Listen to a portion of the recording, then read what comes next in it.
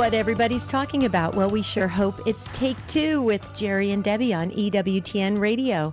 Welcome to your show. This is where we take a fresh look at ourselves and the world around us. And today is a very popular show that we do monthly. It's called Unscripted. That means it's an open forum for you to call in and share anything that's on your mind, your heart, or just that you want to impart to all of us. So here's the number, 1-833-288-3986.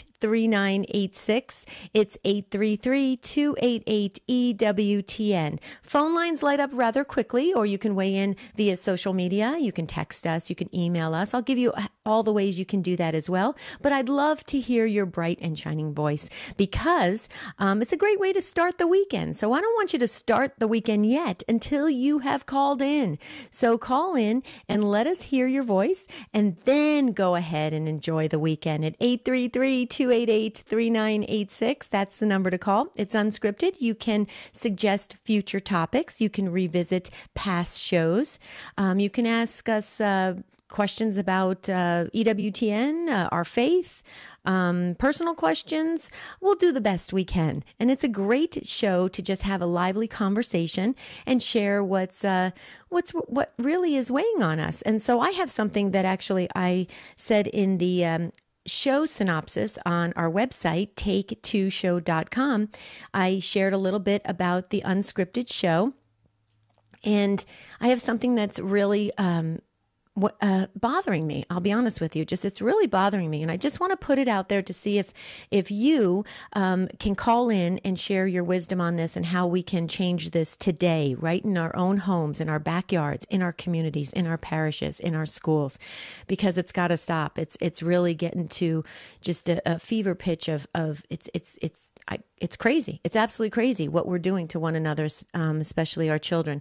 So I just wanted to share this real quickly. It's just me today, Debbie Georgiani. Jerry Usher is on summer break. He'll be back, and we're excited about that. But he's probably listening or watching on YouTube or Facebook. Hi, Jerry. Hope you're enjoying the show. Okay, so let me just share this because this is just really, it agitates my spirit. I just can't stop thinking about this.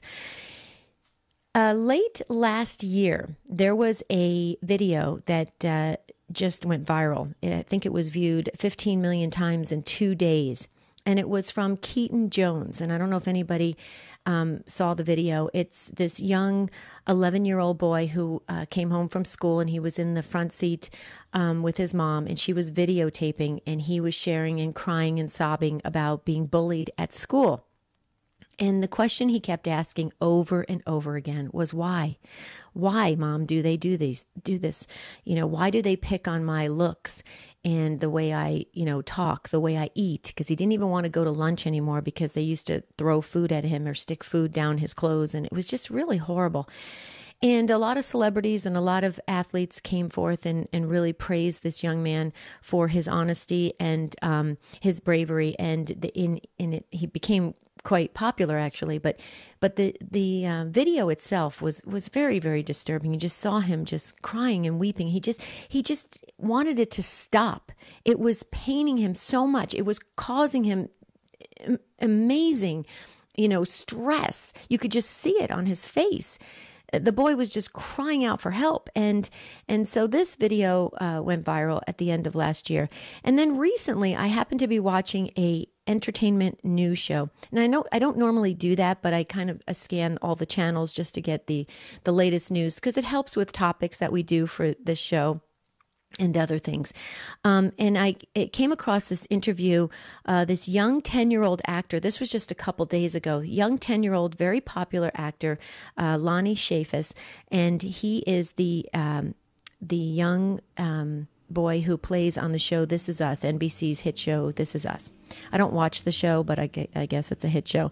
And Lonnie Chaffetz produced a video just calling out his cyber bullies that are just going after him. And because this young actor has a gap between his front teeth.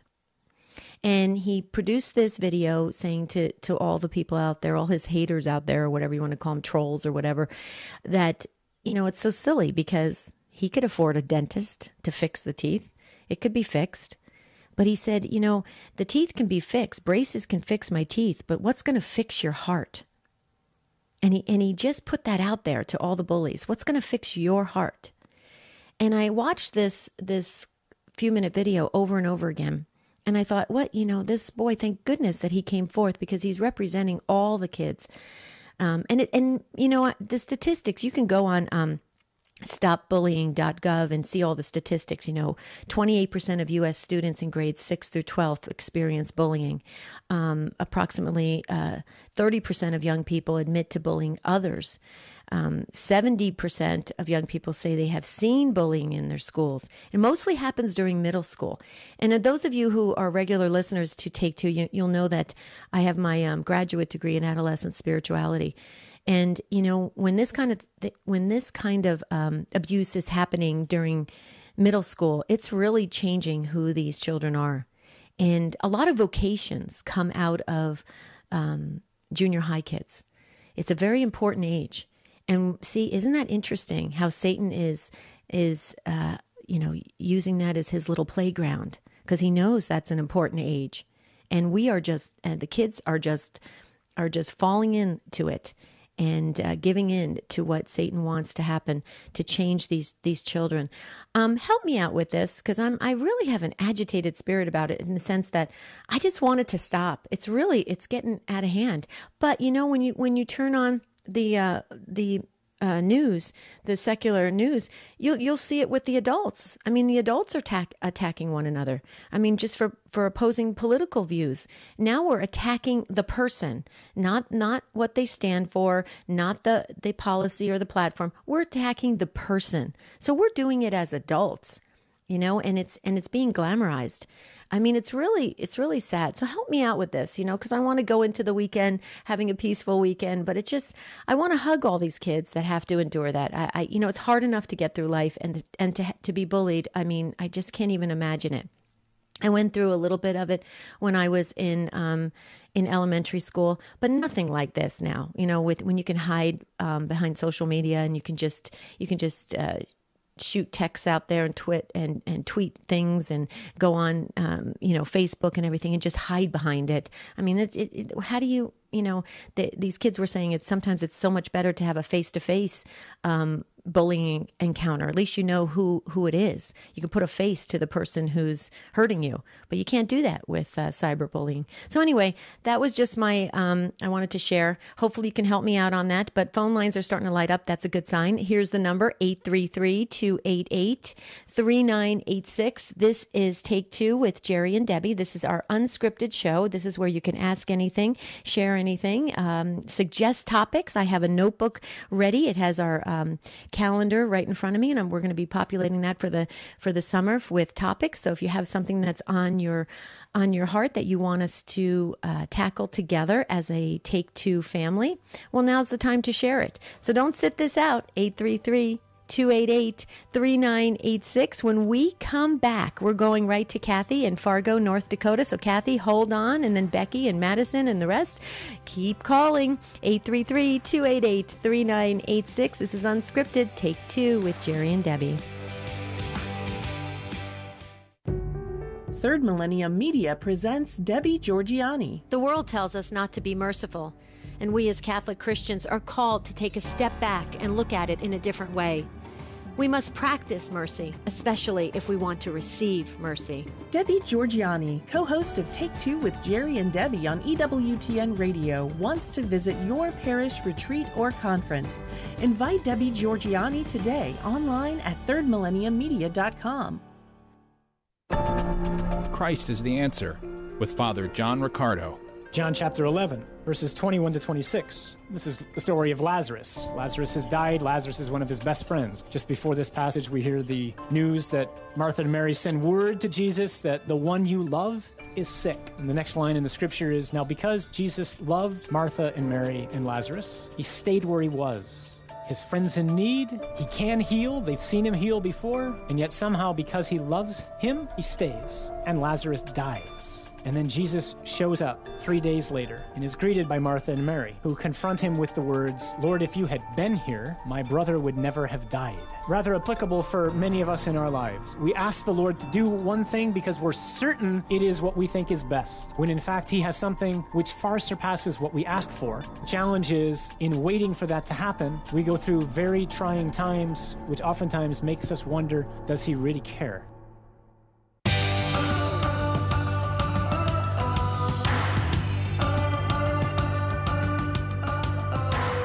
We're so glad you joined us on Take Two with Jerry and Debbie. This is Unscripted. It's an open forum, so you can ask anything. I'll try to answer it the best I can. If I cannot, I went to Catholic school, so I like to do it close to 100%, give you a full answer. If I cannot, I'll post it on our webpage at take2show.com after the show. Also, you can listen to the show there as well, because Jeff Burson, who's actually at the controls today, he's our producer today, he will post the show right on our website, take2show.com, right after this show airs. You can also email us, take2, the number 2 at EWTN.com. You can also text us. You text the letters EWTN to 55000, wait for a response. Put your first name in, your question, your comment, and I'll be happy to put it into the discussion. Real quickly, just want to highlight a couple things. Register Radio with Jeanette DeMello and Matthew Bunson. Oh, love Matthew Bunson. I love Jeanette DeMello. Awesome. Saturday night at 7 p.m. Eastern Time. This weekend's show will highlight the history of the 4th of July. The beloved songs like God Bless America, The Star-Spangled Banner, and America the Beautiful. This is the 100th year of America. I didn't know that. It's the 100th year of America the Beautiful. Did you know that Faith of Our Fathers was once a song of prayer to Mary? I did not know that. Wow, this is going to be an exciting show. Give a listen this weekend to learn more. I'm going to be listening. Register Radio, 7 p.m. Eastern Time with Jeanette DeMello and Matthew Bunson. All about the 4th of July and the songs and how they started off as a prayer. I love it. That's just perfect for me. Okay, quick question we have here. This is kind of a softball question, but I love it because it's a great way to start off the show. Mike from YouTube. Hi, Mike. What was the first car that I drove? Okay. What is the first car you ever drove? Okay, it was a Subaru, a stick shift Subaru, and I loved it. It was very safe. As a matter of fact, it was just so much fun. I could just get around, and the streets in Arizona are very wide. And so it was just a real fun car. It was a white Subaru, and it served me well. Actually, when I got married, it came into the marriage for many years before it just conked out. So there you go, Mike. That was an easy question. I like those easy questions for a Friday. Okay, but first up is Kathy from Fargo, North Dakota, Real Presence Radio. Hi, Kathy. Thank you so much for being the first one to call in on the Unscripted show. Welcome to Take Two. Well, thank you. Thank you. I was recommended to you to ask about the sacrament of confirmation and a good age for the child to receive it. I know I come from a large family, and some of my nieces and nephews have been confirmed in high school. Others have been confirmed as early as like second grade, along with reconciliation and First Eucharist and confirmation. And I'm just wondering, with your background, what your opinion is. Well, it's interesting. On a good age. Right. It's interesting you're asking this question, because I don't know if a lot of folks know this, but I was a religious education director for many years. And when I was the director of middle school, I had, let's see, did I have third grade or fourth grade? I can't remember. It might have been third grade, all the way up to eighth grade. And then at some point I had part of high school. But anyway, Bishop Thomas Olmsted was installed here in the Diocese of Phoenix. And he came in and initially started a group to bring confirmation back to the restored order, which is happening a lot around the country in different dioceses.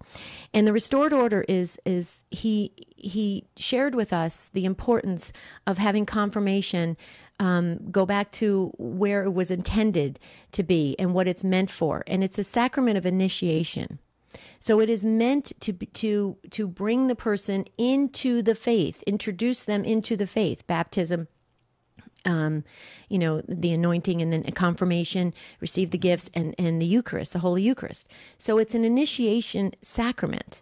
It was not really intended, and this is what was told to us as a diocese in the Diocese of Phoenix many years ago. It was not intended for it to be a sacrament that, a rite of passage. Like when they get older, they go and they receive their confirmation. Similar to what we see in some of the Protestant denominations.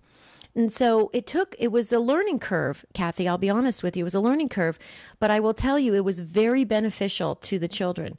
Of course, we, in the religious education programs, had to, switch very quickly and change the curriculum a little bit to prepare the children early for the sacrament of confirmation at an early age.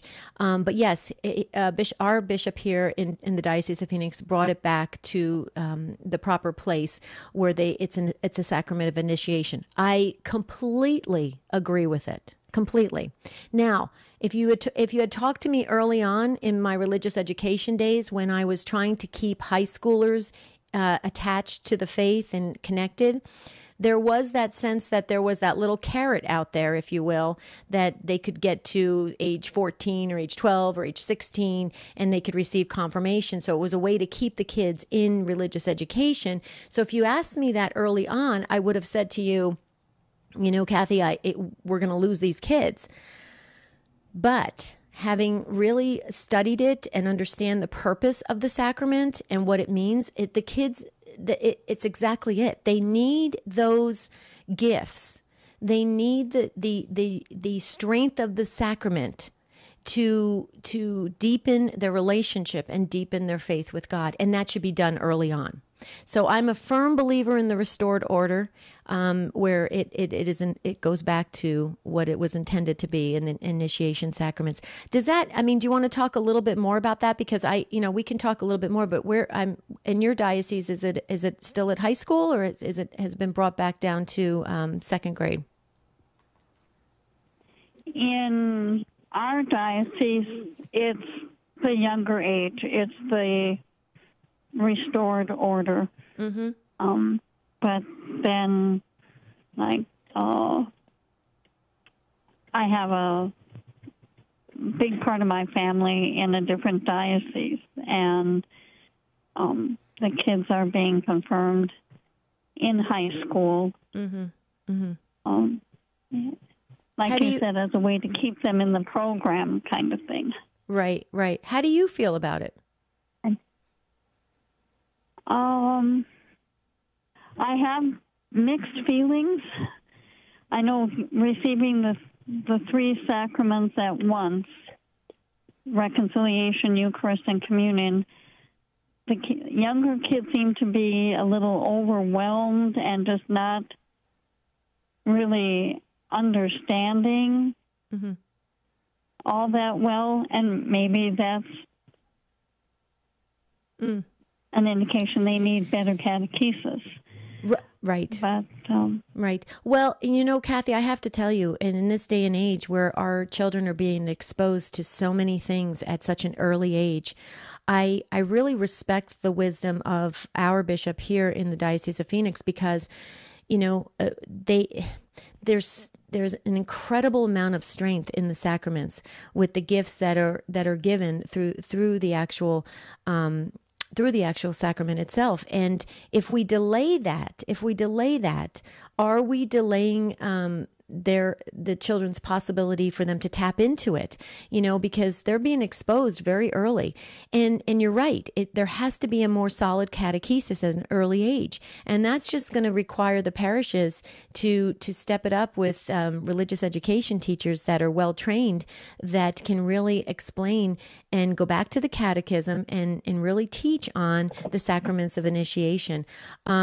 So yeah, I know it's like that. It's very interesting, Kathy, because I'll tell you, I used to go around New Mexico, Nevada, Texas, California, and Utah, and every diocese had it a little different. So some had the restored order, some had 12 years old, some had 14, and it's a little confusing, especially when people move.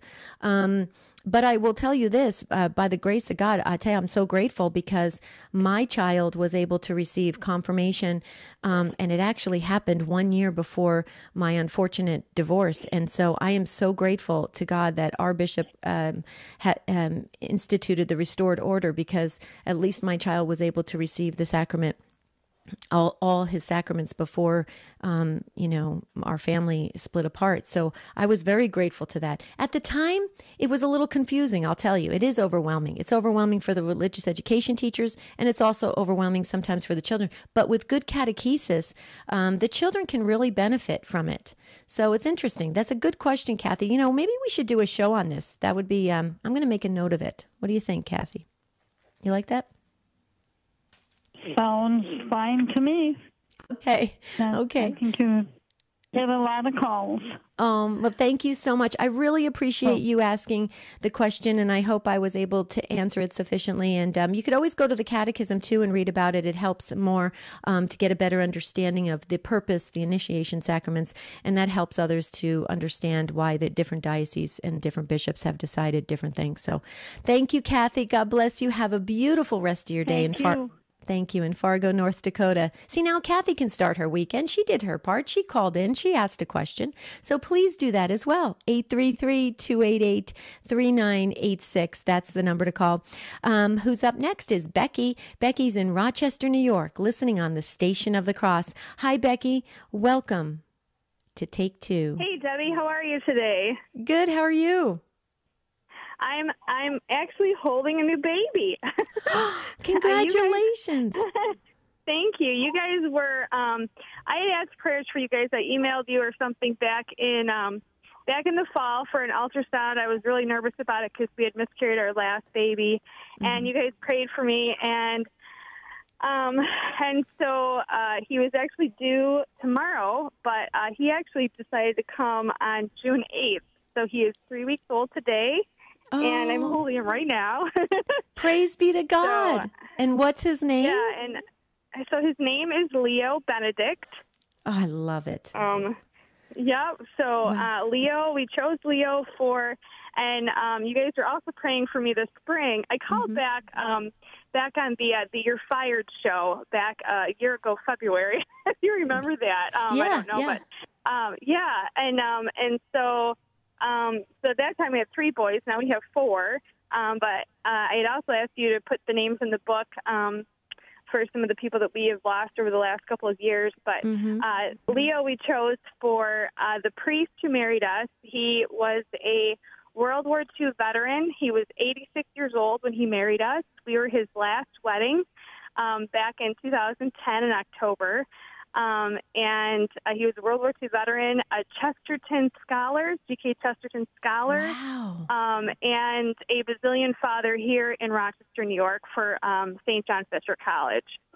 So he was an incredible man. So we named him Leo after him. Right. And on the way to the hospital, my husband said, "What about Benedict for a middle name?" And I said, "I don't know about that." So after much deliberation, we decided to go with it. So, Sure. I love it. Oh, it just rolls off the tongue. Yeah. Leo Benedict. That's awesome. Sounds like a scholar. Yeah. I love it. So we have a Samuel Ignatius, William Chesterton, John David Athanasius, and now we have a Leo Benedict. Oh my goodness! Wow! And now you need to dedicate one of the rooms like these historic libraries. Where you see 3 stories high with the ladder. You just have to kind of paint the whole picture for the family, Becky. Yeah, we're hoping to move. We live in a small house now, so we're hoping to move. So you can start put that on your prayer list to find the perfect house for us. But yeah, one of those libraries with those cool ladders. I've always wanted one of those. Yeah, and the kids could stand there and take a picture in front of it. It'll just fit the profile. I love it. It's great. Becky, you sound so happy, and I'm so glad you called back so we can praise God. What a beautiful call, and we're so excited. I just wish we could. Thank you. Yeah, I just wish we could actually physically squeeze Leo Benedict, but we're going to have to virtually squeeze him. Okay. So and I'm very bad about the sending email picture thing. So I'll make my husband send you guys a picture of him by email. So you can see what he looks like. If you would do that, I know Jerry and I would. We just love looking at pictures. So please do it. Take2show.com and oh my goodness, have a beautiful rest of your day. And as a matter of fact, give virtual squeezes to the whole entire family. Would you do that for us? I will. Okay. And you guys, I tell you, I think I mentioned in an email, I listen to you while I'm doing the dishes, while I'm homeschooling, while I'm doing the laundry. You guys are always on in the background, and I cannot get through my day without you guys. So thanks, Becky. Thank you so much. Oh, bless your heart. Bye, Becky. Thank you so much. This is a wonderful call. What a great treat. Okay, this is Take Two with Jerry and Debbie. When we come back, more calls by you, more questions and comments. We'll be right back. The Venerable Fulton John Sheen. If we wish to keep our rights and liberties, we must also keep our God. Piety and patriotism go together. That's the first glory of being an American. The leading Catholic voices are on EWTN Radio. This is Life Issues with Brad Mattis, president of Life Issues Institute. Daniel Ritchie is sometimes looked upon with disgust and is the target of cruel words such as weirdo, gross, and freak. What was Daniel's terrible offense? He was eating in a restaurant with his feet because he was born without arms. Few babies like him survive abortion. Daniel graduated from college, married, has 2 children, and is active in ministry. But it wasn't always a positive time for him. During his teenage years, he recalled that those cruel words began to warp his perception of the value of his life. Then he read Psalm 139, I praise you, for I am fearfully and wonderfully made. Daniel realized, I was no longer who people said I was who God said I was. God has a plan for Daniel and every other child conceived. Follow us on Twitter at Life Issues USA and stay informed, more informed than you've ever been. Being part of EWTN Media Missionaries is a perfect way to help us fulfill our calling from Christ to make disciples of all nations. Visit EWTNmissionaries.com and join us in sharing the eternal word with the world. EWTN, communicating the faith. And I wanted to tell you guys how great your show is because I listened to you guys for every day for the past 5.5 months. It's because of you guys that I came to the Catholic faith. Now I'm going to church on Sunday for the first time because I just got out yesterday from jail. And I got my mom to go too, and my girlfriend is also going with me. Wow. She's willing to give the Catholic faith a try. EWTN. Live truth. Live Catholic.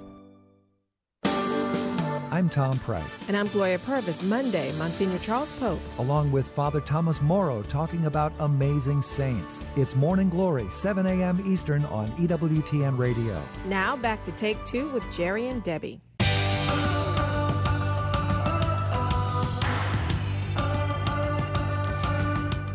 This is Unscripted here at Take Two with Jerry and Debbie. I'm Debbie Georgianni. And just to rewind a little bit, Kathy, if you're still listening in Fargo, North Dakota, I just wanted to share this real quickly. I was able to pull this up on break. Now I'm paraphrasing here, and I referenced the Catechism of the Catholic Church.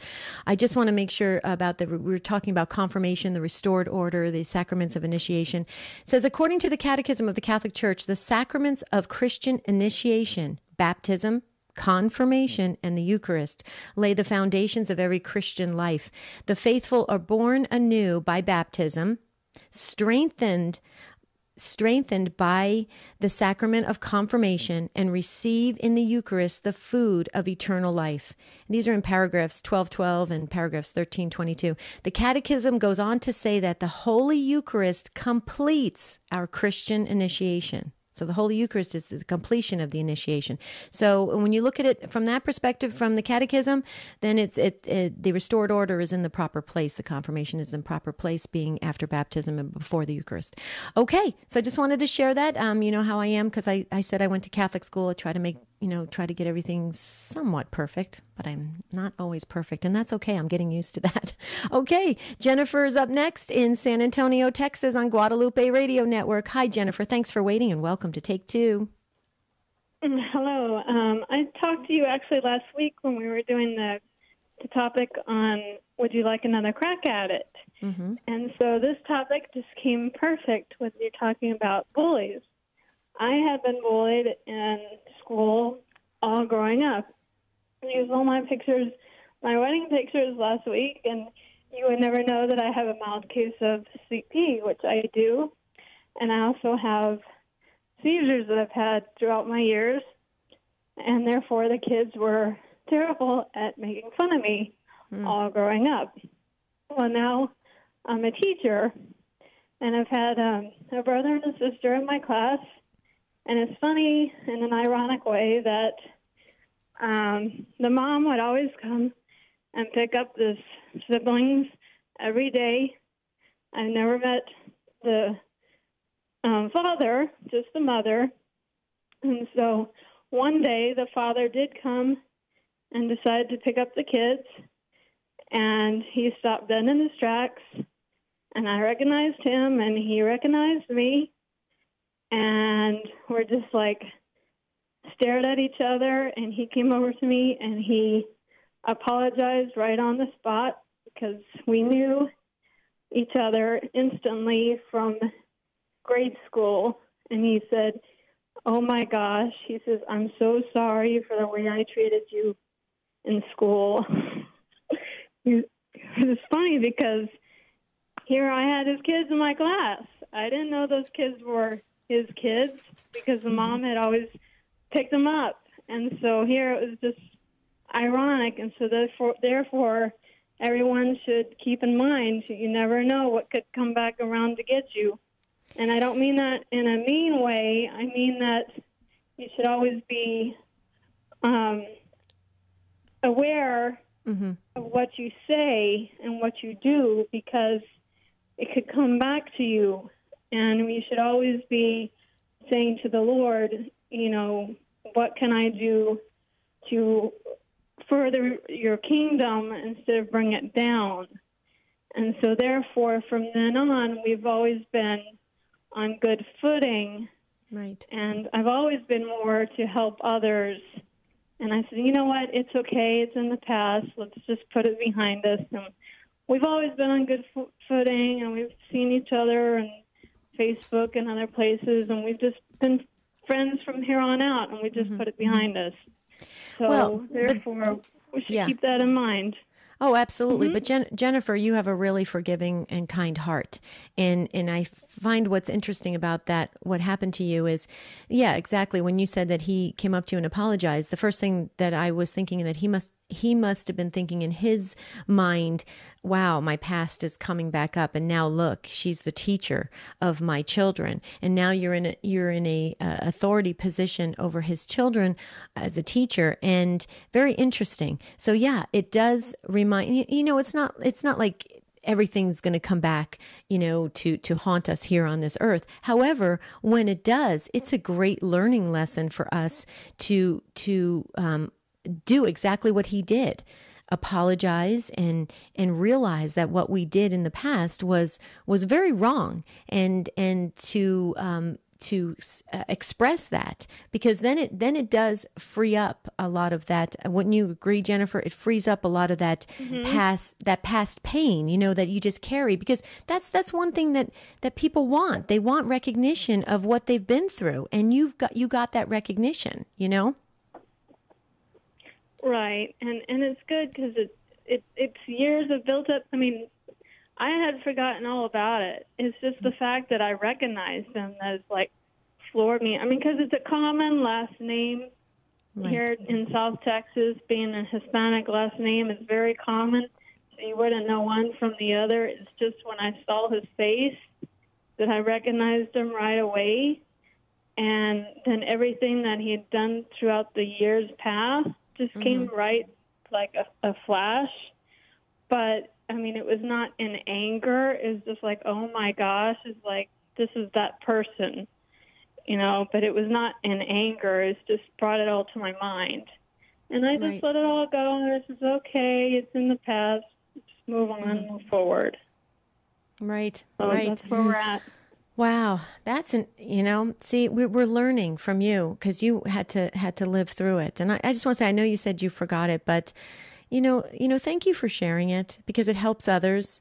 And thank you for being a great teacher and caring for those young minds. I mean, it just shows the beautiful soul that you are. So that's awesome. Let me ask you a quick question before I let you go, Jennifer. We're having some YouTube and text messages coming in.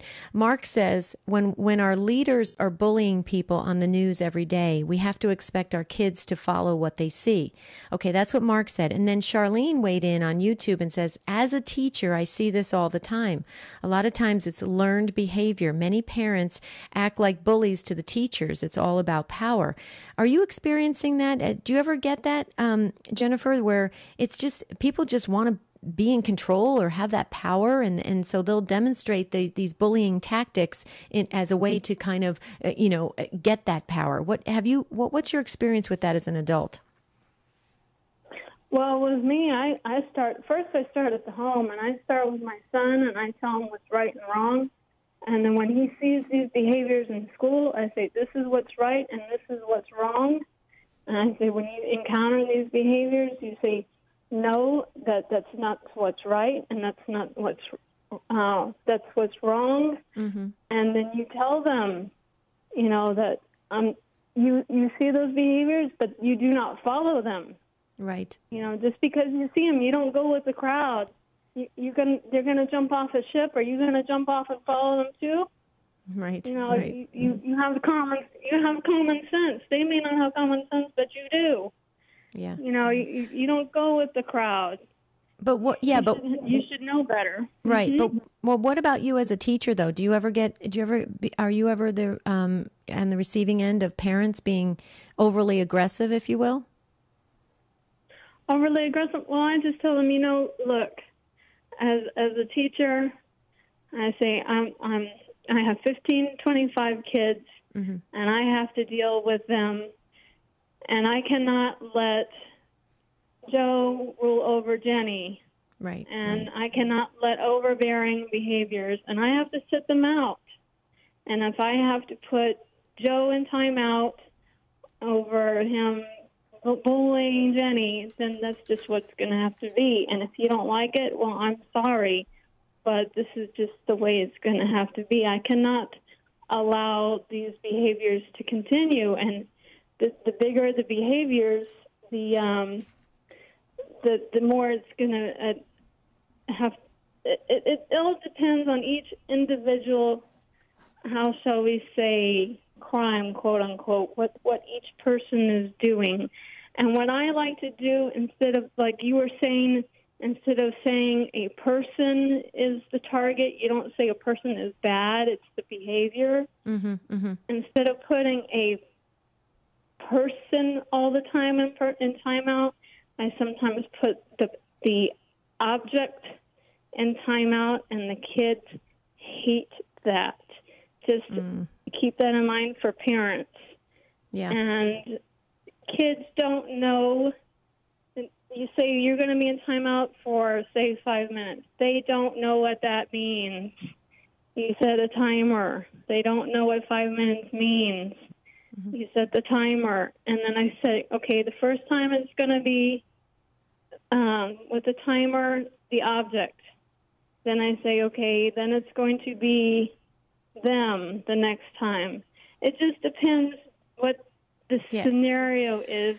And age appropriate. Sure. Right. And what they can handle. Right.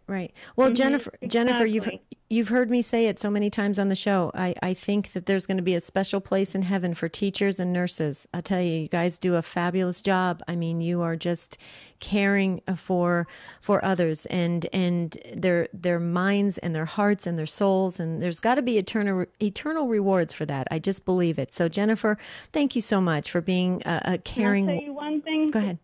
I'll tell you one thing real quick. More than having them put in timeout, the thing they hate the most is their toy being put in timeout. They hate that more. Yeah, their gadget. So yeah, parents, that's true. Teachers, keep that in mind. Okay. Good advice. Keep that in mind. Good advice, a minute Jennifer. For their age. If they're 5 years old, a minute. So it's 5 minutes. 10 years old, 10 minutes. Keep that in mind. Object more. Yes, you put them in timeout, but you also object more. They hate that more. Jennifer, that is great advice. Thank you for that. Thank you for imparting that to us. And we need to hear these things on a constant basis because we live in just a very fast-paced world. And so when we have reminders, it lets us stop and remember things and do things, in a good, productive, effective way. So thank you, Jennifer, so very much for calling in and sharing your personal story and then all your teaching techniques as well, because it was very helpful today. God bless you. Now you can enjoy your weekend in San Antonio, Texas. Thanks again for your call.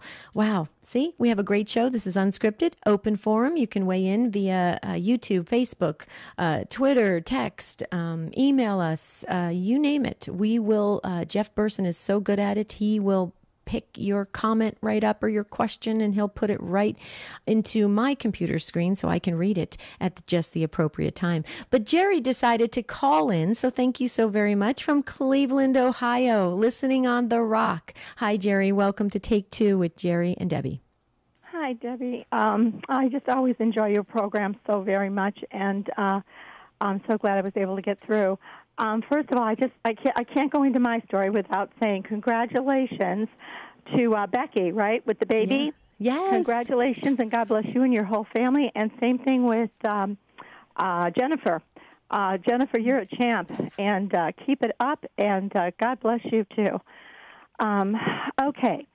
Well, I was calling on a bullying subject as well. When I was in grade school, there were just some kids in the class that just seemed to get their kicks out of making fun of other people, and they just seemed to, and talk about power. it did. I think it did seem to give them, in their minds, some kind of power, and they seemed to enjoy it. I can honestly say that I really can't remember one incident throughout my life where I made fun of anyone. I honestly, I wouldn't get any joy out of that. I wouldn't get any satisfaction out of that. And but I not that I was like bullied all the time in school, but there were times, okay, that some of these kids that just, like I said, they just like to make fun. It happened. It has happened on occasion to me. Now the worst one though was when I was walking home from school with my friends, and there was this one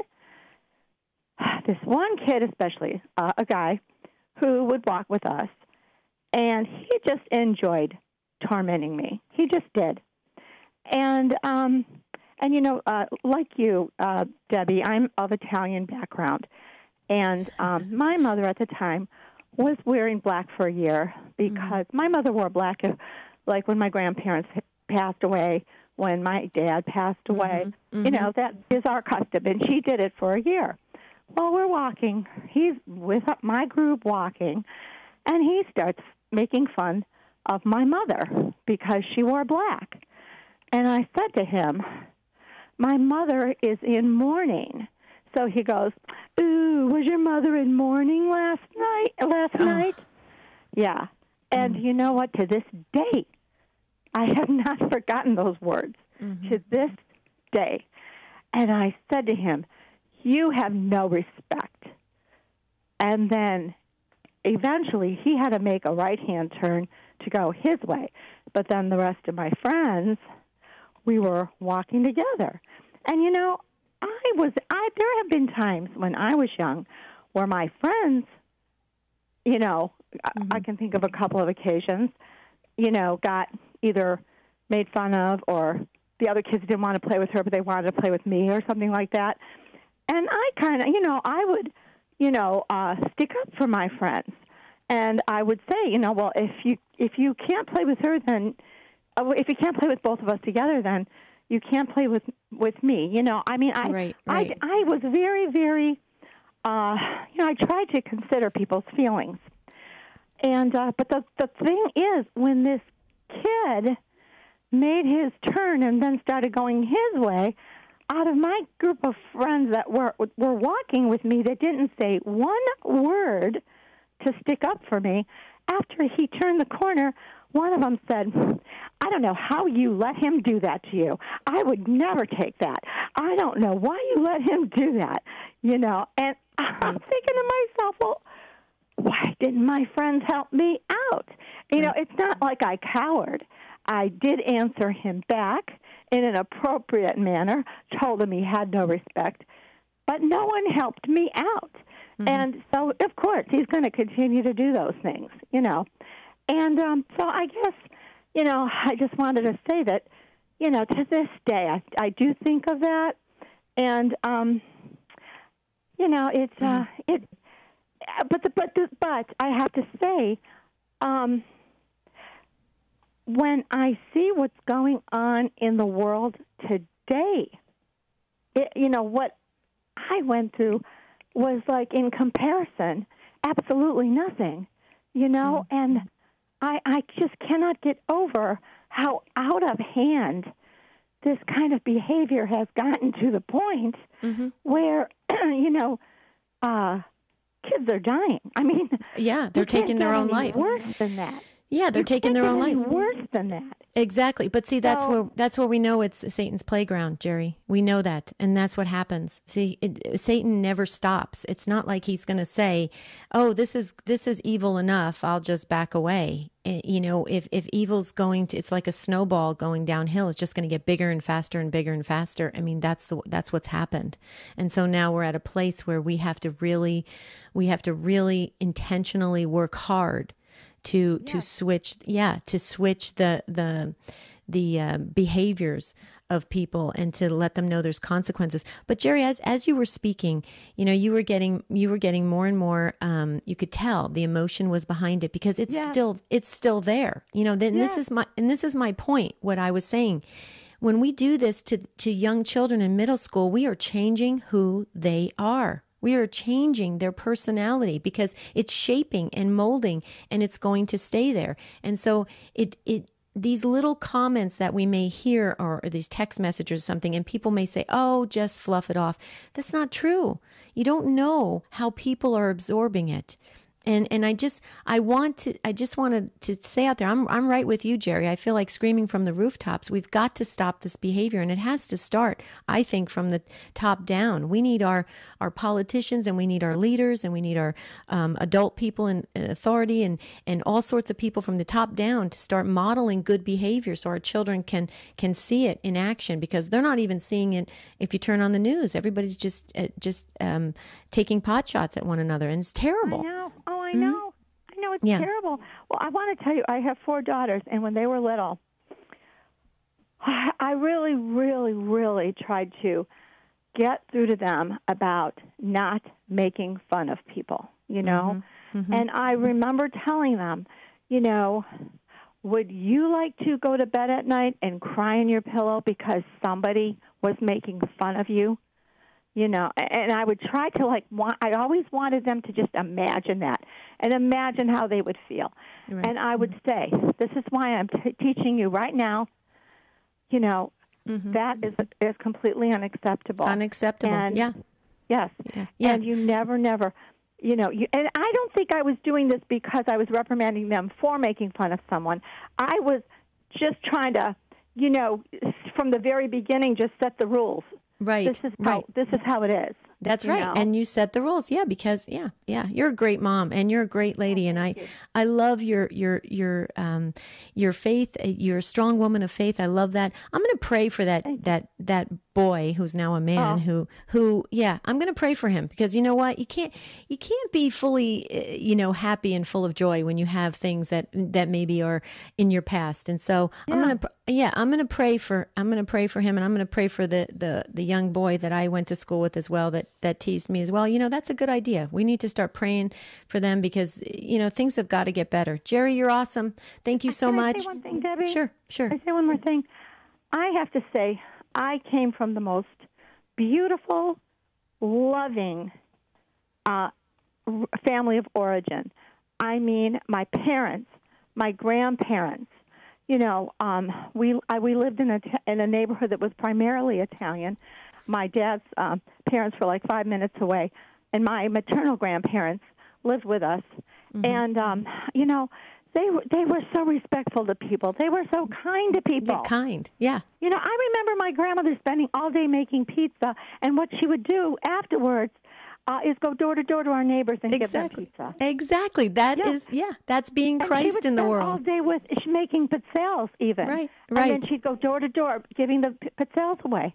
And a dear friend of mine to this day tells me how much she lived across the street from me, and tells me to this day how much she loved my grandmother's pizza. Yep. And like I said, it was primarily Italian neighborhood, but there were some other nationalities too. And she's Hungarian, and to this day we keep in touch and bring up those old memories. Yeah.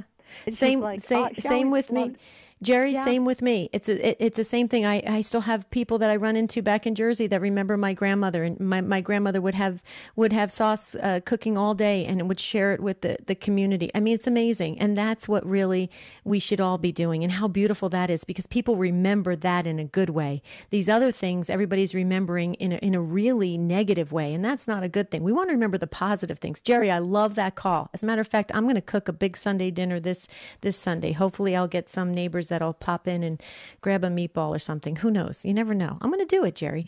Okay, thank you for that call. God bless you. Have a beautiful rest of the day. Jerry, if you want to keep the conversation going with me, you can always email take2, the number 2 at EWTN.com. We can share some more Italian stories of growing up. Pam and Kim, I'm so sorry. I am not going to get to you. Please forgive me. It's also stories about bullying. We want to hear from you. Please email us, take2, the number 2 at EWTN.com. I want to share a couple things real quickly. Talking about having a spiritual renewal real quickly. Take a pilgrimage. A pilgrimage is so awesome, and we have such a great opportunity at EWTN. If you're looking for a unique setting for a spiritual renewal, consider the Shrine of the Most Blessed Sacrament. That's where you can visit the final resting place of Mother Angelica, and you can tour the EWTN campus. It's just an hour away. So think about that. What a great way to start anew and just, have that, shed the past, get rid of the past, and be in the beauty of our faith. So start your Catholic pilgrimage today with EWTN by calling 205-271-2966 or go to EWTN.com/pilgrimage. Okay, Monday's show, it is a special broadcast for you on Monday. It's Making Your Family the Best It Can Be. And our guest is Colleen Kelly Mast from Mast Appeal. And what I did was I took your emails. Okay, and I asked her some questions of the just different things about our families and parental alienation and kids and how to raise kids. And Colleen did a fabulous job. Colleen Kelly Mast is the guest on Monday's show. It's a pre-taped show, so you can just sit back and take notes, and you will, because I did, and that's on Monday. Tuesday, get ready for your prayer intentions. Whom or what are you praying for? That's Tuesday's show. At the end of the show, we're going to say a joint memorare, because that is my favorite prayer, and the Blessed Mother, she never disappoints. Real quickly, I just wanted to thank Laura. Laura, thank you so much, from the Diocese of Phoenix. Hi, Laura. She says, in regards to the call on confirmation, when telling Bishop Olmsted about parents not liking the restored order for confirmation, Bishop Olmsted said to her, "How much catechesis do you need to receive a gift?" With parents, she then compared it to birthdays. We don't wait for a child to understand their birthday to celebrate with them. They learn about it through living it. Same with the sacraments. Thank you, Laura. I appreciate it so much. And John was saying that parents need to step it up and be the primary catechists. Yes, they do, John. Thank you as well. So we just want to wish you here a beautiful and blessed weekend. We'll see you next week, and make sure you make it a good one. Cook with the family. We'll see you real soon.